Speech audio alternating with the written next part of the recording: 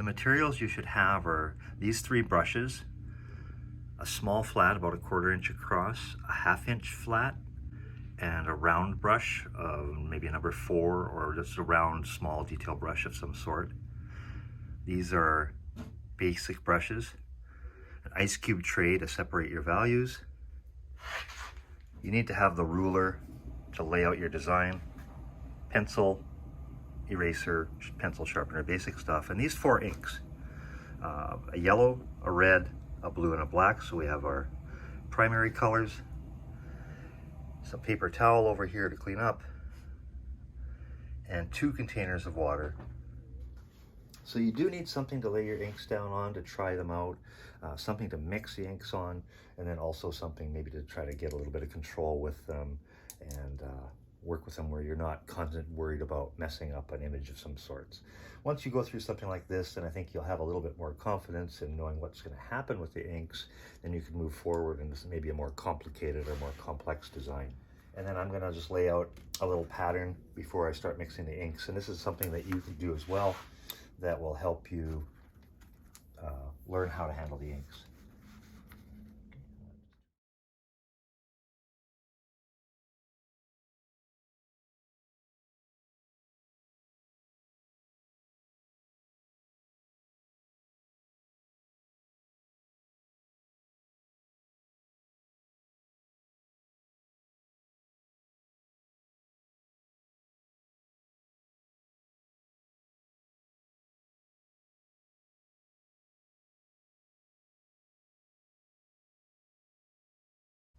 So there are your 4 columns, and each column is broken into 10 sections.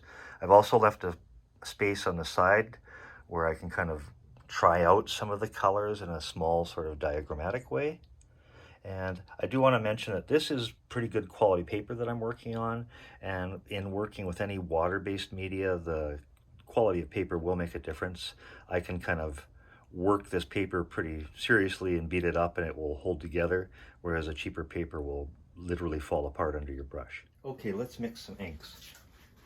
So we have our primary colors here, 3 primaries, yellow, blue, red, and we have black and the white of the paper. And with those, we can mix virtually any color under the sun. So you don't really need much more than that, especially to begin with. Now, ultimately, as you move forward, you might want to add in some different colors. I do have a couple of other colors, magentas, things like that, that I might add in at some stage. But these basics will get you going.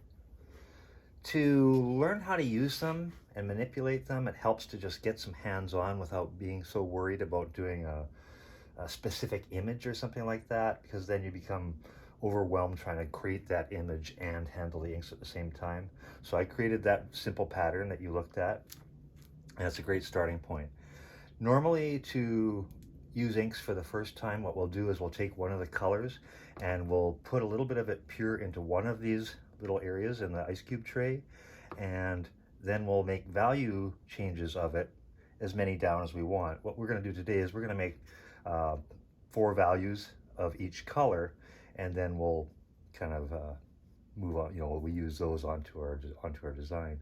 You can mix as many values as you want, and it's very good practice to get control over how you lay down the inks, so that because the paper tends to be delicate, and when you lay down your ink, if you have to go down there several times to get the right color, you can really wear out the paper and cause visible damage to the paper. So having a value close to what you need is really beneficial in some cases. It depends on what you do with inks once you have a feel for them.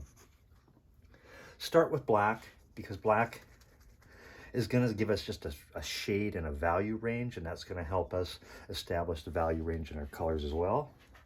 So I'm just going to take some black here, and I'm going to put it into the first little trough pure. I'm going to maybe do about, I might use excess, because it's a demo, so I'm going to use about 4 of these squirts. You probably need a couple.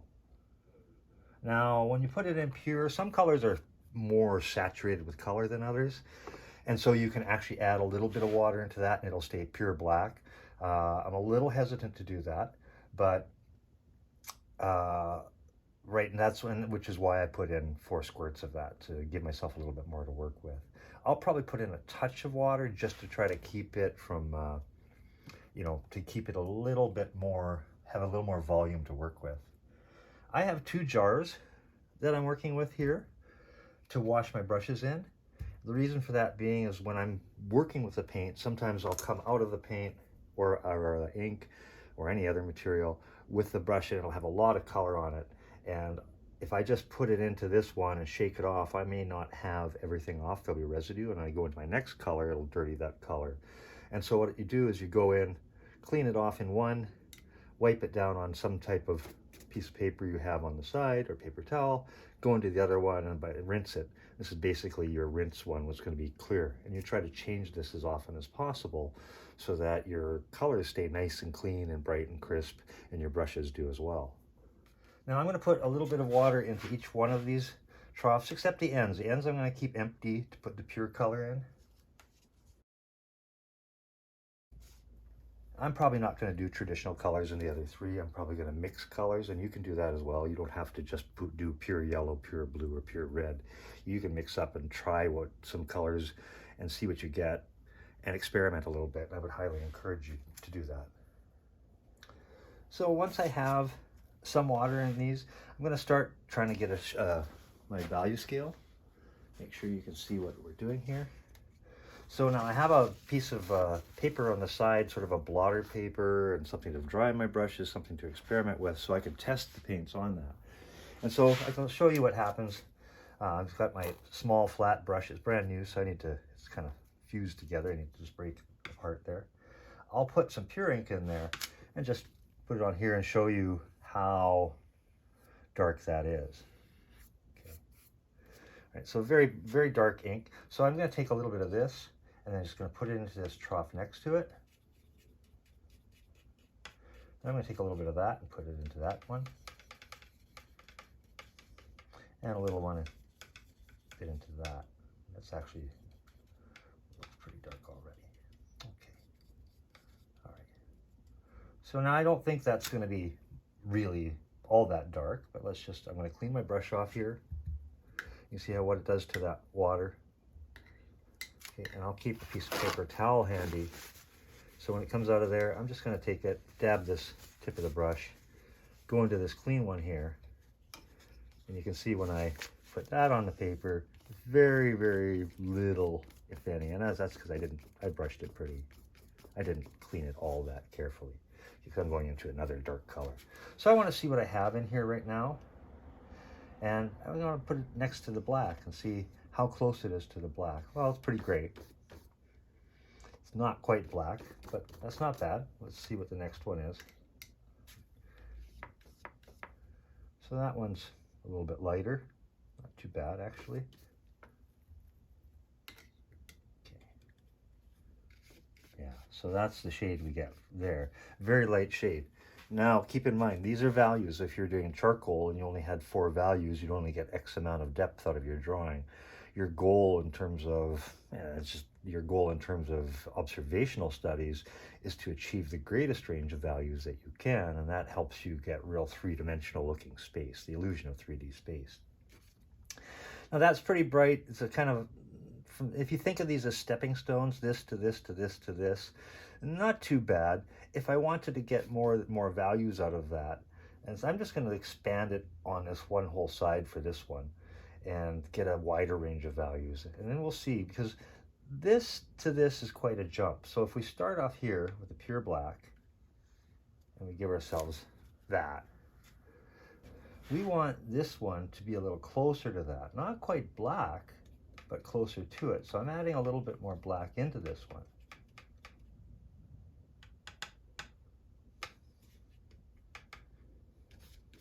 And I'm going to put that next to it. You see, it's not that dark by comparison, so I need to go in there and get a little bit more black, add it. Now it's getting closer, even a little closer. That's what I'm shooting for. Now this is the difference when you start mixing values that are closer to one another, then it gets a little bit more challenging to get distinct values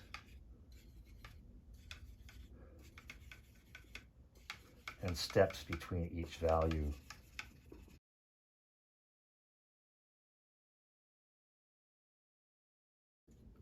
And so on. So I know that I've got to go in and darken those down, but these are starting to become nice steps. Now, if they get too dark, I can reverse it. I can add a little water to thin it. So it's not that I can't. I can manipulate these over and over and over again endlessly. So I want to make a blue-green. So I'm going to go in here. I'm going to actually take some blue. Pour it right in there. I want it to lean towards blue. So I'm going to do mostly blue.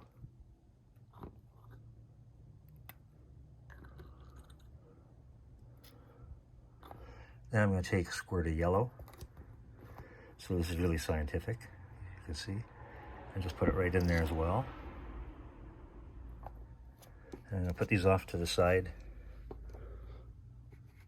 Close everything up when, once you're ready. I'm just going to take my brush in here with a little bit of clean water. Just going to go in there.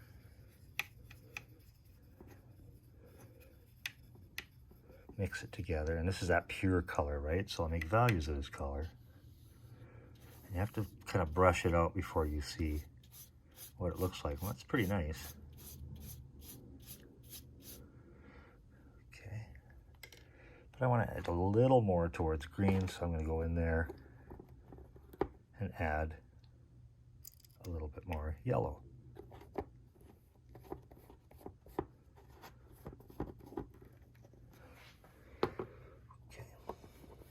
Now, after I get the pure color, then I'm going to do a value range. Also, down at this end, what I'm going to do is I'm going to get a red. And I think I'm going to make something a little more orangey. So I'll also use yellow in that. Shoot some red into there.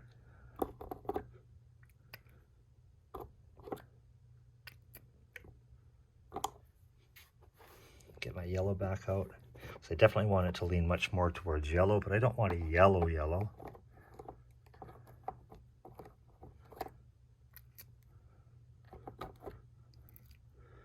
But I will really want to lean it towards yellow, so I'm going to put quite a bit of yellow in there. Okay. All right. Then I'll mix those together.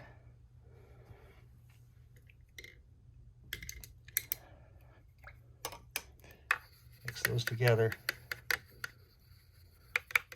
And then just have a look at it.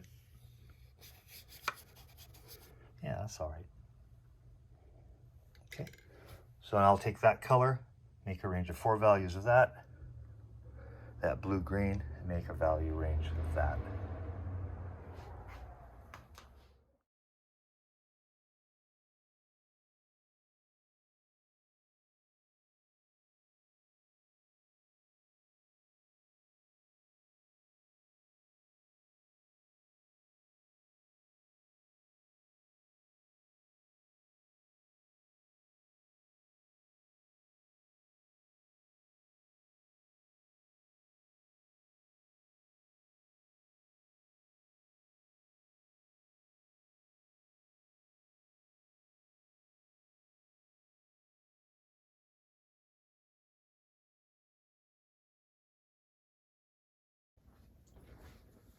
So once you have your value scale all set, you have your inks mixed into some different values, then you can go on to your design. Spend as much time as necessary to do this type of thing. It's really going to help you understand how the materials work. You'll gain an incredible amount of sensitivity towards the handling of them, and it will take time. There's no magic to ink as far as I'm concerned. It takes practice, but it's a beautiful material.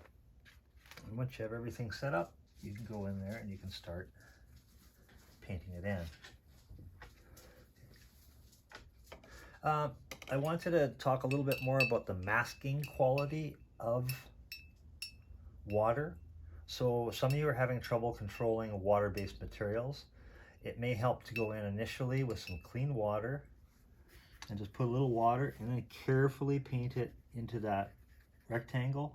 The the way a flat brush works is that you can actually get that on the edge and then pull that edge along the line, and that'll give you very square lines and very straight edges. Oh, that went over there a little bit. Okay, now I'm just putting water. There's a little bit of leftover blue in this, but it's going to go to jet black, so I'm not too worried. What I just want to show you is when I wet this square like this, it'll be a little easier to control the ink. So now I'm going to go in and get a little bit, my brush is pretty dry. Keep a piece of paper towel next to what you're working on. When you dip at your brush, you don't need to dip the whole thing in. You can just put the tip in, bring it back over, hold the paper towel underneath it, and then just get into your square. Now, because this square is still wet, I'll be able to move this paint around, and I can just get this flat up against that edge and drag it along. You put a little pressure. I don't need to, you know, the more I put a little pressure behind it, the easier it'll be to steady that edge. Okay, get a little bit more ink. When I come to this corner, I can go down, I can go down this way, or I can also turn my brush again and pull back. Just put it right up to that edge and pull back, up to that edge and pull back. And so there's a range of ways of handling the brush. Back in here. Now I've wet this square down. I was pretty careful about staying in the square with just the water. And so things are more or less cooperating.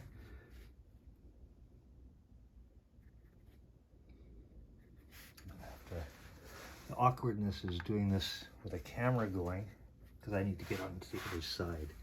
And this is not the way I would normally do this edge, but that's what I'll do because of having cameras to deal with.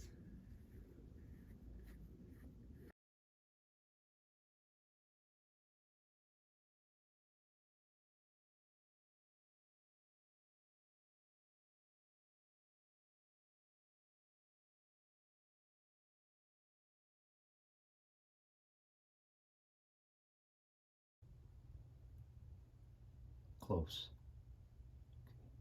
Now I'm seeing some variations in it as I go along. I see that one being a little bit darker. But then as you go along, then you can kind of get lighter and lighter and lighter, and then do the same thing with the colors.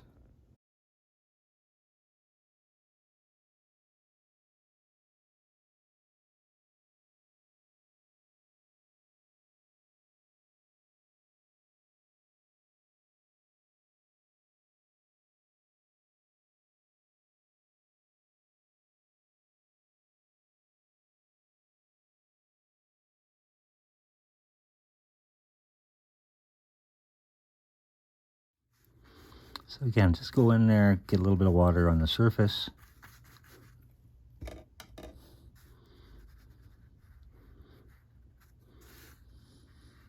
The less you can mess around with it, the better it's going to lay down.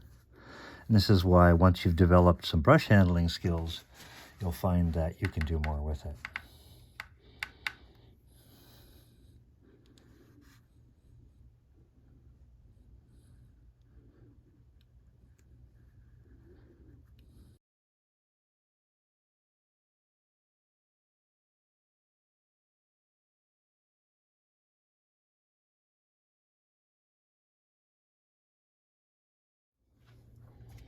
Okay, so now we have some values. I want to just play with them a little bit in here and kind of show you some of the things you can do in terms of application of these things.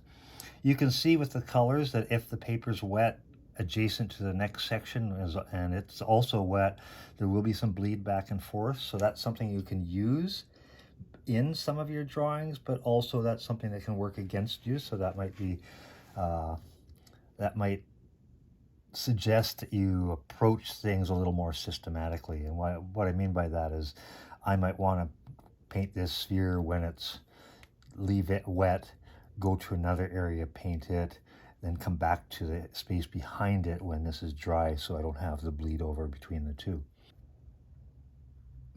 Now don't just hover your brush over it. It's very hard to keep it steady. Once you get the brush tip touching, then put a little pressure and then pull it along. It'll be easier to steady when you put a little pressure behind the brush.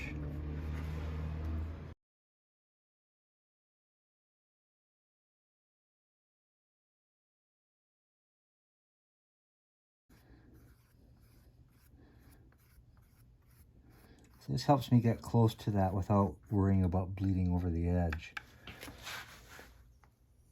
Oh, it's coming over the edge. Now, this is coming over the edge because this paper is almost like it's called a rag paper. And so it literally is pulling the water from the surface down and bleeding it out throughout the paper. And it's used a lot as a printmaking paper, so that's one of its great qualities. However, it's not really the best for what I'm doing.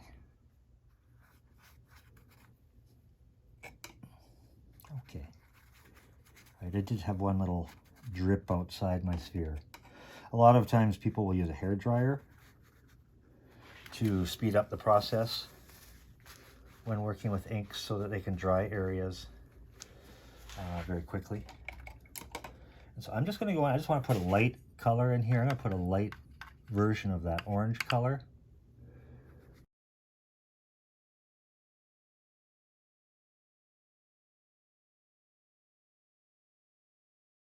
But I need to keep it nice and wet.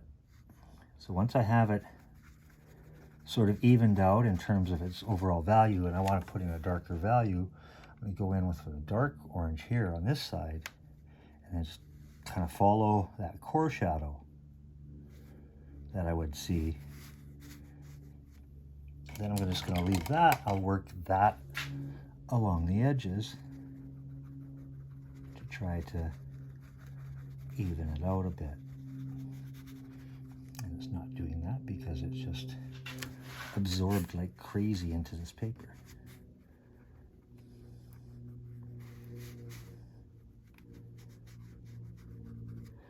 So unfortunately I have to work even faster with this paper than probably with the paper you guys have in your drawing pads. Is probably going to work a little bit better.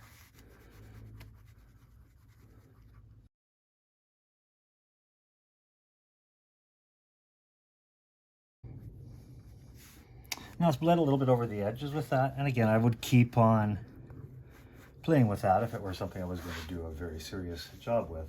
But what I'll do now is I'll let this dry, then I'll come back and I'll clean up that edge using the negative space when this is dry, and it won't bleed back over, and I can get a nice crisp edge again.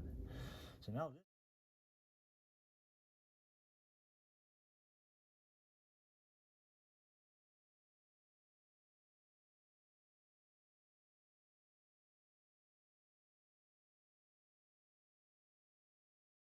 and just clean up the shape a little bit.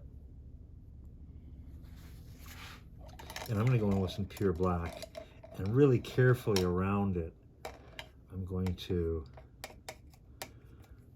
not wet the space. I'm going to take the whole area around it down to a really dark black.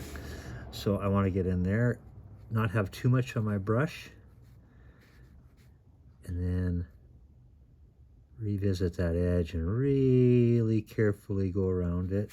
Now I don't, even if it feels like I don't have enough color there, but that line continues and I trust in that.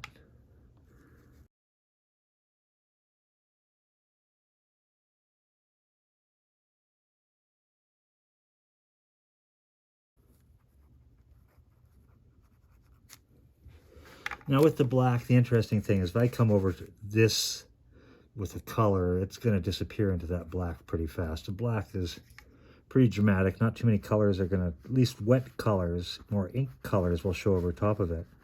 The black can be ideal to go work back over top of it with one of your dry materials, such as a pastel, Prismacolor, you know, acrylic paints, pencils, and so on.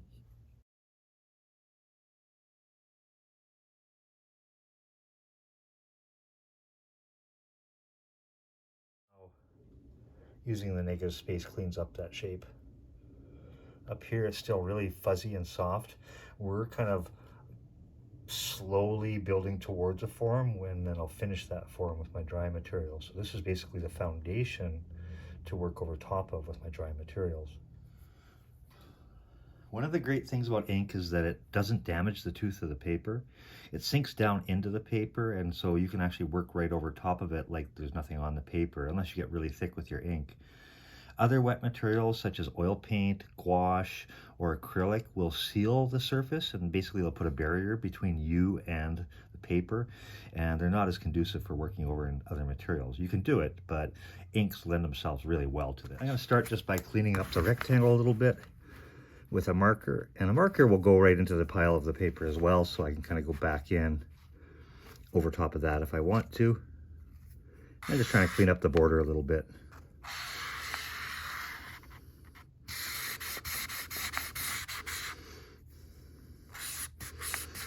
Now, what you'll find with some materials is they'll have a different texture to them, so they will look different, and that's something you can use to your advantage. I'll take it right outside this area where it's all messed up. I'm just going to clean up that shape a little bit.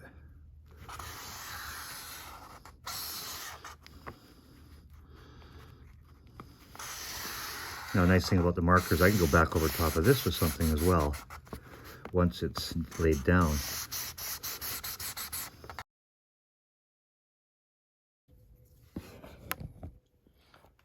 So that'll just clean that up a little bit. Again, I'm doing this really rough just to give you a sense of what can be done and the type of materials that work and so on. Okay.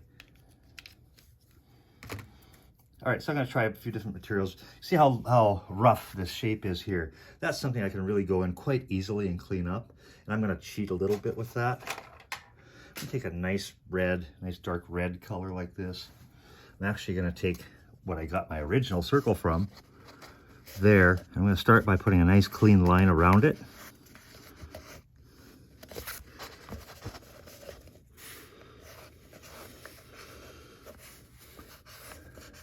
And that line will go out into the negative space. Of course, I messed it up. Then I can work back from that into the form with my colored materials. I'm gonna mess that one up there. I can't really erase that. I'll work with a negative space over top of it.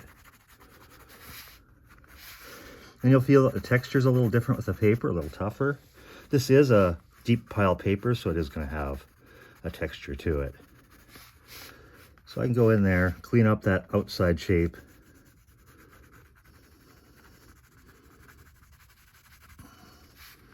Blend it over top of some of the colors I've already got.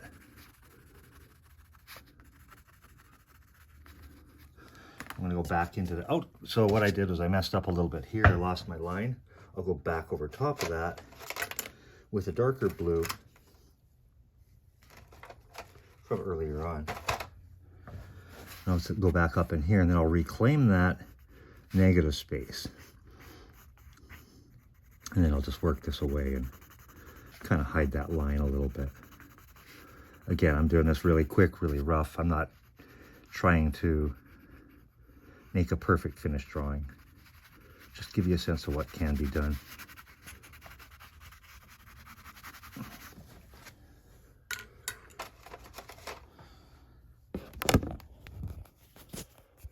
So you see it in here.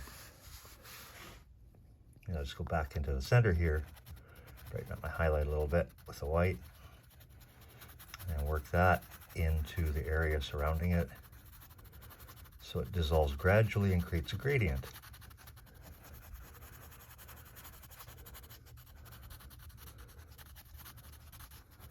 Go into the shaded side, maybe with a darker color like this, and pull it in there. So again, using the ink as a base to draw over.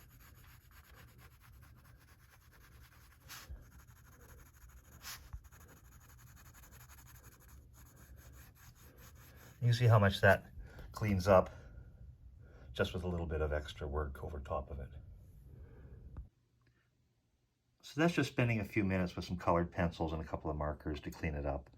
I could work over this for hours and get it to be quite refined, but I just wanted to show you how to incorporate some of those materials. I could also go over top of it with an ink wash again. And depending on what I put over top of it, some of the dry materials would smear. The Prismacolors are wax-based, so they probably pretty much stay where you put them unless you really start brushing hard. Now, if you start off with a cleaner form like this one, it's a lot more delicate, so there's a lot more that you can do with it. You know, I was covering up a lot of the textural marks on the other one. This one doesn't have much in terms of texture, and so it's quite refined. So I can go onto this one and I could literally just start working right over the surface and do almost anything I want with it. And I can create a series of raised bumps over the surface. This background is very, very clean in terms of the texture. If you remember your drawing on your black materials, this is perfect for that sort of situation. Okay, and I'd go in here a little bit more extensively. I'm not going to develop this one too much. Just want to give you a sense of the type of things that you can do with it. But also this background in the back here, really it's like almost like perfectly new paper. I can go in there and I can literally lay down nice even bands of color. You know, this paper, it does have an inherent texture to it, so that's what I'm picking up with this. So you can go right over top of all this stuff. And it's really, really delicate.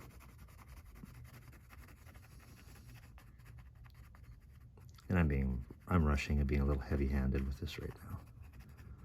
Okay. But again, it's exactly like working over your black paper. So you can lay down your initial forms, get a nice even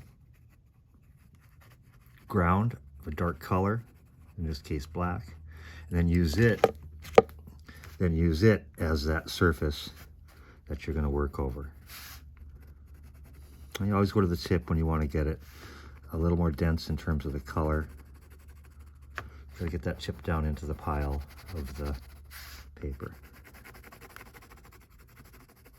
So that'll go right on the surface of the paper, and you can pull other colors into it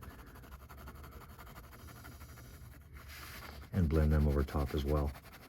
Really, really versatile and opens up a lot of options. You can see once you start layering colors over top of this, you really start getting a really nice rich texture. I'll develop this just a little bit more and then we'll call it a day. And we see how the colors start to mix with the texture in there.